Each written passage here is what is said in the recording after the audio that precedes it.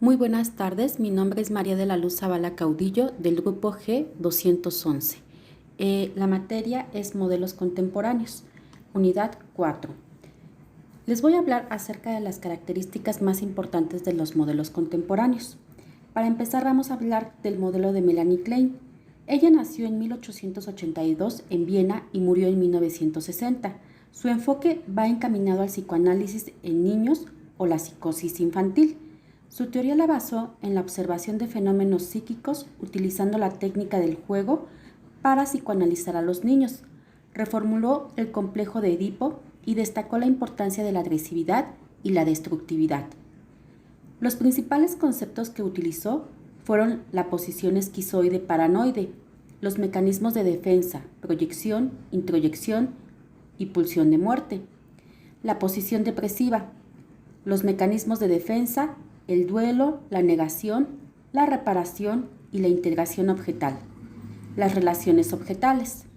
Describió los sentimientos de odio, ira y envidia del niño como un rol importante de la creatividad para aplicar la técnica del juego y el diálogo como expresión y fuga de estos. El concepto de posición. Posición nos habla de una cierta ubicación del individuo. Una posición se define por el predominio de un tipo de angustia específico y los procesos defensivos para con el objeto. La posición esquizoparanoide se desarrolla en los primeros 3 a 4 meses de vida. El bebé no reconoce a la madre como un todo, sino como un objeto separado. El bebé primero proyecta sus sentimientos hacia el pecho y luego los introyecta, es decir, lo hace suyo. En el primer año ya reconoce a la madre como un todo y siente hacia ella amor y odio. Este estado lo lleva a la posición depresiva. La posición depresiva. Junto a la integración llega la culpa, el miedo y los intentos de reparación. Con el tiempo se comprende que el objeto total, la madre, pudo y podrá resistir los embates, reduciéndose la omnipotencia del niño. Para concluir, la metodología que usa el método de Melanie Klein se basa en el juego para asociar las fantasías y los sueños. Proseguimos con el modelo de Donald Winnicott. Este fue un pediatra y psicoanalista nacido en 1896, que basó su teoría en las relaciones objetales y transicionales a través del desarrollo de la psique, desde la dependencia hasta la autonomía en una relación entre el sujeto y su entorno mediado por las relaciones de los objetos. Su teoría se basa en 3 etapas. La primera es la dependencia absoluta. En esta se da antes del nacimiento y se establece el término bonding, en el cual se da un vínculo afectivo de apego prenatal. Posteriormente, cuando nace el niño, este depende de todos y parece el término holding, el cual significa sostenimiento, y es la capacidad física de la madre de sostener tanto física como emocionalmente a su hijo, es decir, de cuidarlo. También se encuentra el término handling, que es la capacidad de manipular, de acunar, de alimentar, de acariciar y presentar objetos al niño. La segunda etapa es la dependencia relativa. Aquí el bebé empieza a diferenciar entre el yo y el no yo, entre el mundo externo y el mundo interno, e inician los primeros pasos de autonomía. Y por último, la independencia abarca toda la niñez hasta la adolescencia. Se da la consolidación del yo, la confianza en uno mismo y en el entorno.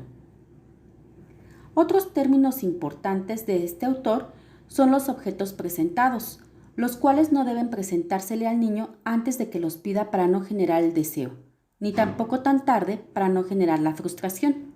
La imitación es cuando el bebé responde ante el estímulo de una sonrisa. El fenómeno transicional puede ser el dedo, un chupete, la mamila, todo lo que innatamente se lleva a la boca. Objeto transicional es lo que la madre le presenta y que el niño adopta como suyo, ya sea una mantita, un peluche, etc. Pecho bueno, pecho malo, cuando se le acerca el pecho para alimentarlo y se le retira. Madre buena, madre mala, la que cubre todas las necesidades afectivas y fisiológicas y la que no responde a estas. Verdadero self, organiza el mundo externo e interno, unifica e integra las experiencias. El falso self, la madre genera inestabilidad, el niño es dependiente y cambiante. El modelo de Margaret Malhar. Ella nació en 1897 y murió en 1986. Se basa en las etapas del desarrollo infantil y las divide en 3 fases, las cuales son las siguientes. La primera fase es el autismo normal, abarca del nacimiento al mes.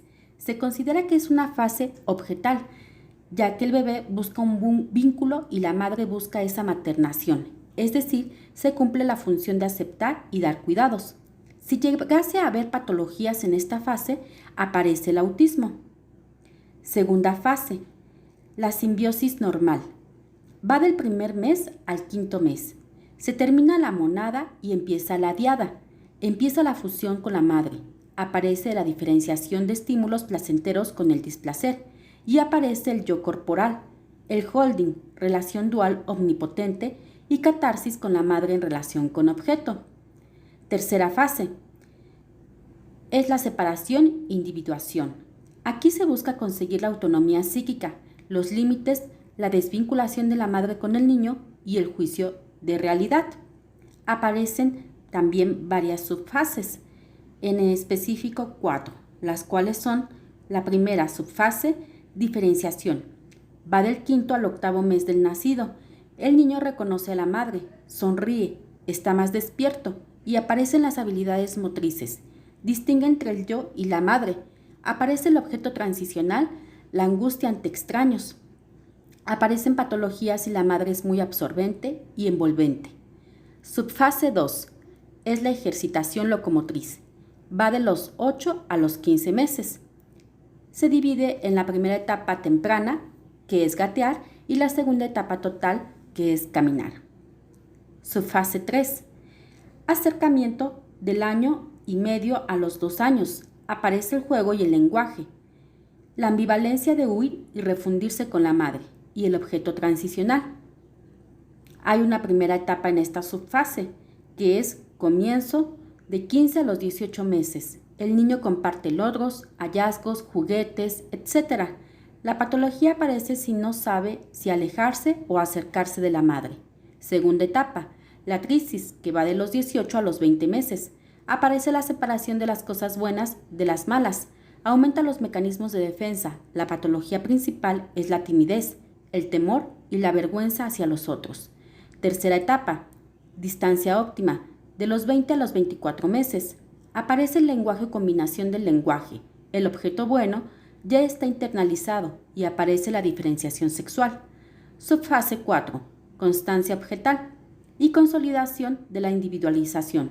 De los 2 a los 3 años aparece el narcisismo, la confianza y ya distingue al padre y la madre como objetos totales. Modelo centrado en la persona de Carl Rogers. Él nació el 8 de enero de 1902 y murió el 4 de febrero de 1987. Su teoría de la personalidad es considerada humanista, ya que pone énfasis en el rol del individuo, en dar forma a su mundo interno y externo. Rogers resaltaba que los seres humanos son seres creativos y activos, que viven en el presente y responden objetivamente a las percepciones, encuentros y relaciones que se dan. Para él, las personas son buenas y creativas de forma inherente y se vuelven destructivas solo cuando hay una autoimagen pobre. Separa al yo ideal del yo real, mencionando que el primero se enfoca en las fantasías irreales, introyecciones de la sociedad, en específico las expectativas de los padres, mientras que el segundo son las capacidades y habilidades de la persona. Las condiciones o actitudes como base del terapeuta.